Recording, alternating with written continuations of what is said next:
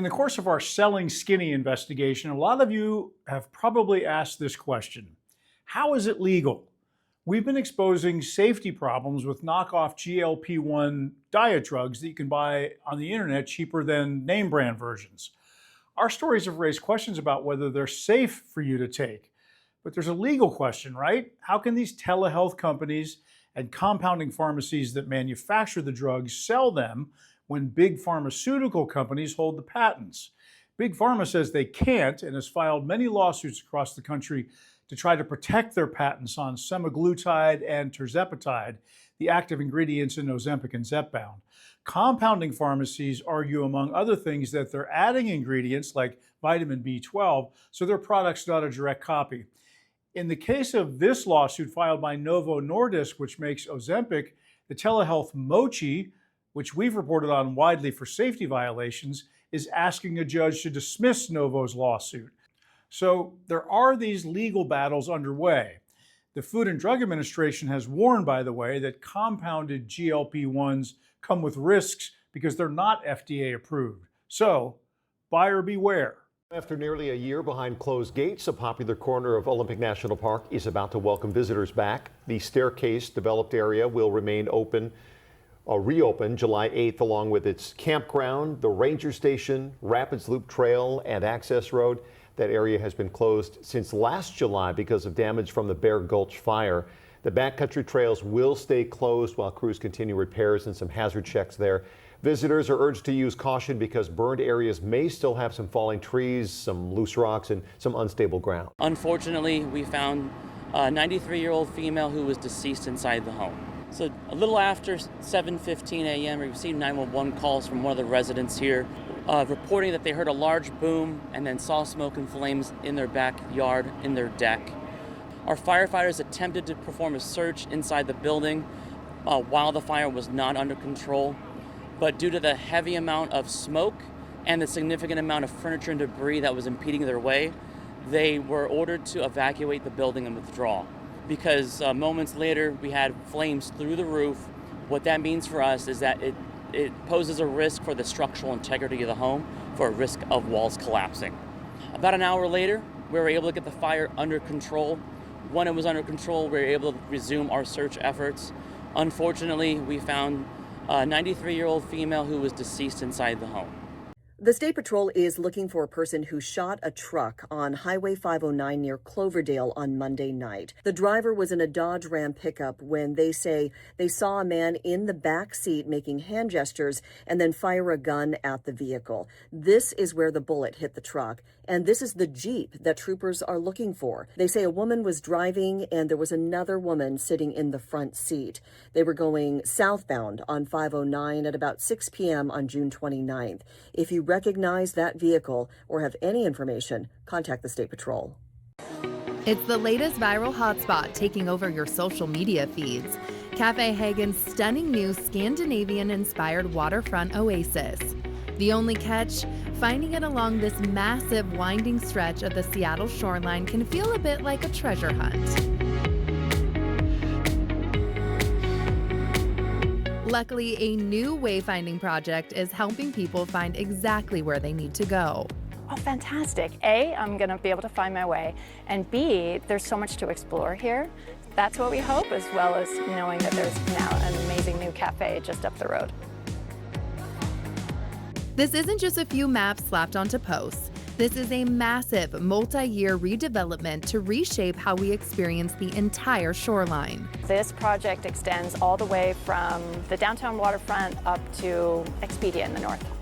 The visionaries at Seattle-based Studio Matthews spent 3 years designing this custom system, balancing safety with high design. Beyond navigation, the signs serve as a deep look into local history, uncovering stories about the rich ecosystem sitting right beneath the surface.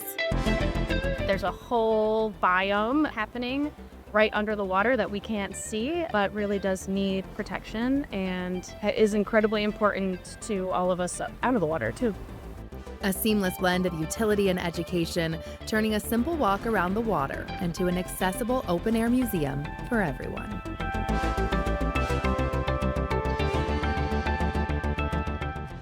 and cafe today. Within this fun crowd, there's serious business underway. Steps from the stadium, Chinatown International District business owners made their pitch, holding signs reading Save the CID and Support Chinatown, urging the thousands of fans funneling into the stadium to visit their neighborhood too. You walk around the city on match days, Pioneer Square, Waterfront, Seattle Center, so busy, but the CID is just crickets. For some here, the World Cup has been a loss. The World Cup has been really, really tough. Vince Vu owns An Oi Bake Shop, one of the newest businesses in the CID. While some businesses report a 10 to 20% dip in sales compared to last year, Vu estimates losses as high as 70% on match days. The level of low sales we have during game days, I can't even think of another time in my whole business career that I've had that terrible of a time. According to the CID BIA, there's a 10% increase in foot traffic overall in the neighborhood during the tournament, but it's not turning into economic goals. Despite businesses stocking and staffing up, they still can't score. It breaks my heart to know that it wasn't worth it. It cost them more money than they actually earned. CID businesses say the city needed to better connect matchday crowds to their storefronts, not just stadium gates. I really love the ID. I love the community that we have here.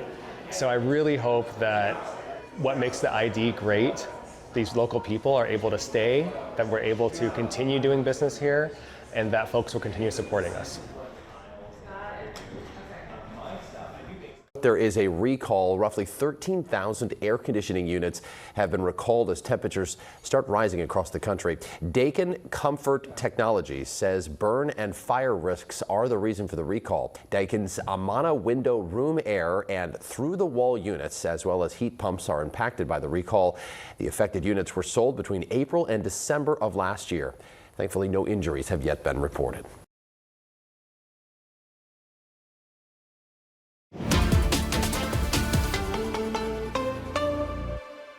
This is probably the last place anyone expected to find a motorcycle. I'm Bethany on the King News Desk, and this motorcycle ended up on top of a car at a Shoreline dealership after deputies say the rider lost control in a nearby church parking lot. The bike flew out from under the rider and launched off an embankment onto a car for sale.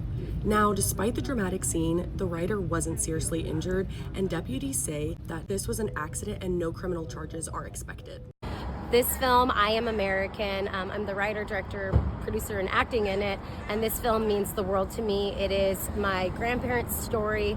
It follows a Japanese immigrant chasing after the American dream here in America, really building a life, having Japanese American children, only to have it ripped away with the Executive Order 9066, and we see the family get forced into incarceration. The film means everything to me, to be able to preserve this piece of history, to tell their story, and to pass that story on to the next generation. A deadly parasite that can infect dogs and potentially humans has established itself in the Pacific Northwest. That is according to a study by Washington State University. The fox tapeworm can spread to dogs and humans through contact with feces or feces-contaminated soil. In rare cases, it can cause a disease that mimics liver cancer. Scientists say there are specific ways you can protect your dog. The best way you can protect your dog is to try to discourage behaviors such as eating poop. And, routine veterinary care is a great way to keep your dog protected. That should include diagnostic tests for parasites that vets can perform. The parasite is widespread in coyotes in the Puget Sound area. This busy road is where a 15-year-old boy was hit, leading to his death, and now a desperate search for justice. Just before 10 o'clock on May 14th, 15-year-old Abdi Malik Saeed Abdullahi had just gotten off a Metro bus. He was crossing 320th Street at Military Road. This is near Federal Way, in an area of the road where there wasn't a crosswalk. He was hit, and the driver never stopped. And they disregard, humanity for who's lying in the dirt there. He spends a week in torture in the hospital and dies there. We have a faint picture of a black four-door vehicle that looks like it was probably involved. It'll have damage to the right front fender area of the car. Crime Stoppers of Puget Sound is hoping someone comes forward. Between the organization and Abdullah's family, there's now a $5,000 reward for information leading to an arrest. Tips can be submitted anonymously. Efforts to restore a rare piece of the Northwest landscape are in jeopardy. At one point in history, open prairie land like this on central Whidbey Island stretched from Canada to the northern border of California. Now less than 3% of it remains. DOGE cuts from the Trump administration, along with state budget cuts, have decimated the work being done to restore it. Within, 6 months to a year, we have to make the hard decision of whether or not we're going to have to sell off the 35 acres to another organization that may or may not do the prairie restoration. We really don't know. The Pacific Rim Institute for Environmental Stewardship is leading the restoration effort. The group is looking for donations and volunteers. Well, check this out. For the first time in nearly 3 decades, the Woodland Park Zoo is welcoming a new colobus monkey. The birth happened earlier this month, June 15th. The baby, whose sex has not been determined yet, is the second offspring from Mom Mokiki. Zoogoers can see the new baby monkey with Mom Mokiki and Dad Lewis in the outdoor section of the Tropical Rainforest Loop. Sign these for me? Can you do 2 of them? You do 1 for me and 1 for Julio? Make it 3. Signature. Oh, you need 3. You got 3 signatures in you? You signed some already? Is it cool if I have one? Just about every card that said pitcher, I was asking for tips. It says you're a pitcher, is that right? I'm a pitcher too. You got any tips for me? They were kind of keeping all their secrets to themselves. I didn't really get anything. What was your favorite part? Giving Julio Rodriguez one, and I gave him a limited edition. It's really cool. Just getting to meet the kids and hang out with them, say a few words, and I feel like they're encouraging us just as much as we are them. But just the perspective that comes along with this is huge, and trying to be a light and hopefully say one positive thing that can make their day.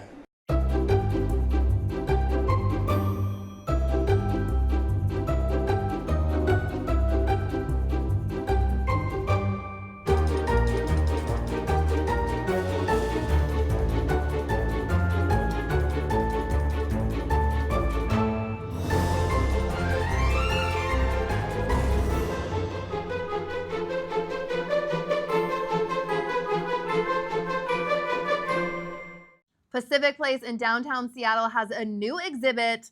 It's kind of scary. Tell me more. It's really scary, Kelly. It is called Mind of a Serial Killer, and we are getting inside the minds of a lot of serial killers, including University of Washington's very own Ted Bundy, Gary Ridgway. So there is a Seattle connection, and we are getting inside the minds of these serial killers so we can make sure that we don't become a killer or get killed. Oh, yes. And you know what? I feel like with that, we should just stop there. That right there. Go see it. Tease. Go see it.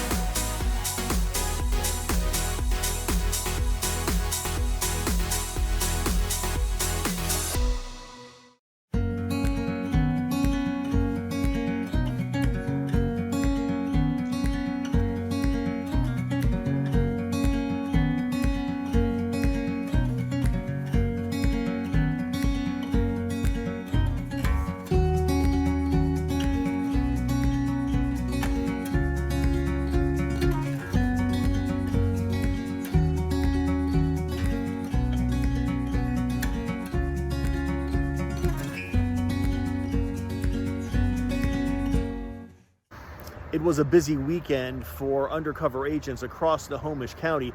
13 men now under arrest in the Edmonds, Linwood, Mount Lake Terrace area for soliciting sex from what they thought were children.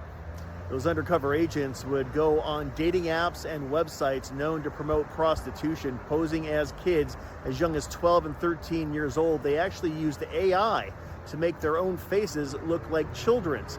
In one of those cases, the agent was posing as a parent, selling her own 12 and 13-year-old daughters, and she did find one taker. All of those men now facing felony charges expected to be filed next week.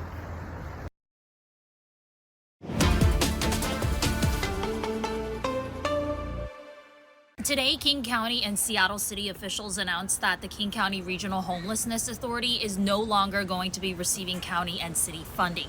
Instead, they're now just going to be in charge of this continuum of care funding, which is federal funding. This follows a disastrous financial audit or a forensic evaluation that happened in April, and it showed that the agency couldn't account for around 13 million taxpayer dollars. Following that evaluation, many city council members and also county council members called for the dismantling of KCRHA, but today the mayor and the county executive said that they stand by having the agency around. This is because they say that the Regional Homelessness Authority is still the best applicant for this federal continuum of care funding, and now with the responsibility of managing the city and county contracts back at the hands of the city and the county, they say that this is a good way for the Regional Homelessness Authority to continue serving the community. This is a press conference, but it's not a celebration. King County Executive Gurmai Zahilai and Seattle Mayor Katie Wilson were clear. They're not getting rid of the King County Regional Homelessness Authority, but the city and county are pulling their money from it and will now manage it themselves. And not just that it's not being dissolved, it is being strengthened. So we are trying to position it so that it can perform those core functions and crucially being a strong applicant for continuum of care funds. Following the April forensic evaluation that revealed the agency couldn't account for 13 million taxpayer dollars, several city and county elected officials called to dissolve KCRHA. Cats get 9 lives. This organization has had 10, one more than it should have. It's time for it to go.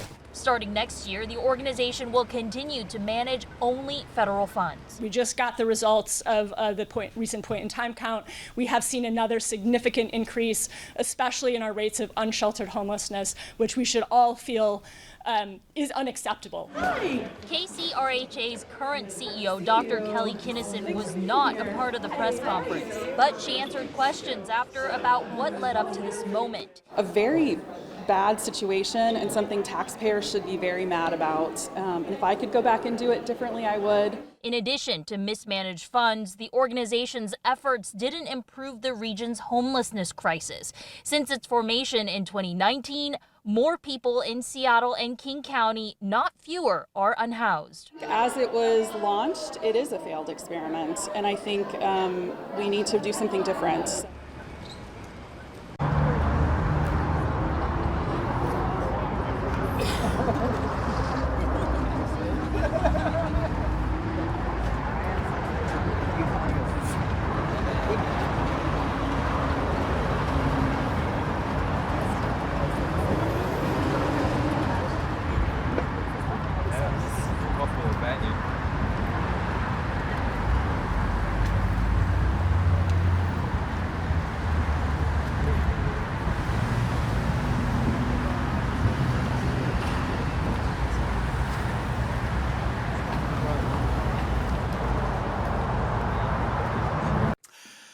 Today, the Washington State Attorney General announced that the office has been given what they call concurrent jurisdiction to investigate any criminal conduct at Nippon Dynawave. This is the paper mill in Longview where 11 workers died in May when a tank of dangerous chemicals collapsed. This is the first time we've heard word of a possible criminal investigation, but I want to be clear here. This is not saying that there was a crime or that such an investigation even exists. But this statement by the Office of Attorney General Nick Brown opens the door to that possibility. This means they have a concurrent jurisdiction along with the Cowlitz County prosecutor to investigate and prosecute. As we've reported, there have been questions raised in state documents about Nippon Dynawave's maintenance and repair practices, including those related to Tank G, the tank that collapsed. The question we don't know yet is whether those rise to the level of negligence or even a criminal act.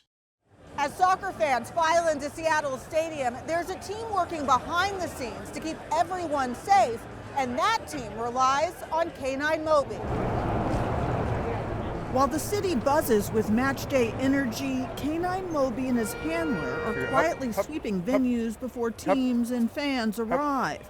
Moby graduated from an elite ATF program that turns talented dogs into explosives and firearm sniffing specialists. He works off-leash across large spaces like Seattle Stadium. Biggest challenges is just the crowds and the logistics and kind of the scope of this, because we have practice venues, watch party venues, game venues, all of those things that need to be covered. Back. The special agent canine handler who works with him hides his own identity because of the work he does, but he gave us a look at Canine Moby's training that gets him prepared for events like soccer matches. Canine Moby is based out of Portland, Oregon, but he's been here in Seattle to work every single match. Near Seattle Stadium, I'm Natalie Swaby. Hey guys, just getting off the set from the Ultimate Seattle Sports Show. I got to fill in today alongside Chris Egan. Paul Sylvie is out. You've got to check out the show if you haven't already. It streams every morning at 10 a.m. Just search Ultimate Seattle Sports Show. It will pull up. You can find us there. Also on the King 5 Plus app. Just scroll over. We're usually on the front page, but it is very front and center. It's a great show. The King 5 team is doing a phenomenal job. Honored to just fill in today. We talked about Kate Anderson on the Mariners, Brian Woo's amazing accomplishment last night. Also, what's going on in Canada right now? It's Canada Day. Had a lot of fun with that as well. So, hey, check us out. Also talking World Cup, so much going on. Ultimate Seattle Sports Show here on King 5. If you haven't heard about it yet, it's time you have. An incredible moment in Venezuela as search teams pull a 3-year-old boy from the rubble of a collapsed building. Yesterday's brief celebration comes 6 days after twin earthquakes hit the country. The death toll has risen above 1,900. With tens of thousands still unaccounted for, officials fear it could rise much higher. The World Health Organization says hospitals are overcrowded and straining with the volume of patients. A fuel shortage is also hampering search efforts. With heavy equipment unavailable, teams are having to dig through the rubble by hand.